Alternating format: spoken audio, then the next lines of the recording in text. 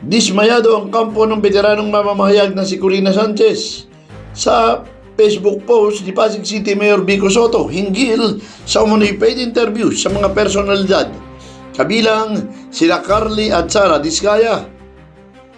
Sa opisyal na pahayag ng programang Rated Corina at Corina Interviews, ipinapakita ng kanilang content ang mataas na pamantayan sa storytelling at production. Ang mga feature umano ay hindi investigative reporting kundi storytelling ng mga kwento ng tagumpay ng mga personalidad. Kasama rito ang mga politiko, public figures at negosyante, kabilang na ang pamilya ni Mayor Vico Sotto mismo. Sa kaso ni Sara at Carly Diskaya, sinabi ng kampo ni Corina na ang kanilang feature ay rags to riches story at hindi paniniktik o pagsisiyasat.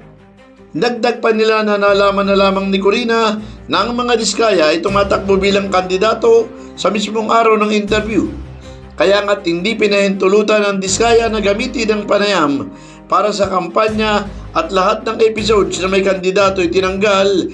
Nilinaw din ang lahat ng bayad para sa picture ay opisyal na dokumentado, katulad ng normal na transaksyon sa advertisement. Irresponsable rin naman ang pahayag ni Sotto sa kanyang post na may 10 million placement para sa interview. Sa Facebook post ni Vico Sotto na may petsang August 21 na umani ng samut-saring reaksyon, sinabi nito na nakasisira sa kredibilidad ni Sanchez at ng kanyang programa ang ginawang interview. Tinanong din ito kung bakit pumapayag ang ilang prominenteng mamamahayag na i-interview ang mga negosyante na papasok sa politika at pinapahiwatig na maaaring may malaking bayad ang naturang panayam. Binanggit niya na bagamat hindi ito eksaktong halaga, ito'y halimbawa ng di umano'y nakagawian, bagamat hindi direktang binanggit si Sanchez. Subalit, kasama sa kanyang post ang screenshot ng panayam ng Diskaya at iwalay na picture ng TV5 host na si Julius Babaw. Muling nag-viral ang clips ng panayam kina Diskaya na nagpapakita ng kanilang luxury cars at paghangat ng yaman. Matapos nabanggitin ni Pangulong Ferdinand Marcos Jr. ang ilang construction company na umano'y nakakuha ng bilyon-bilyong piso mula sa flood control project kamakailan.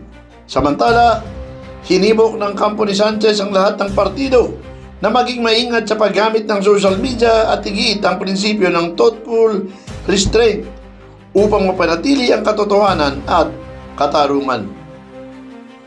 Felix Tambongco, The Observer News, DWRB 103.9 News FM.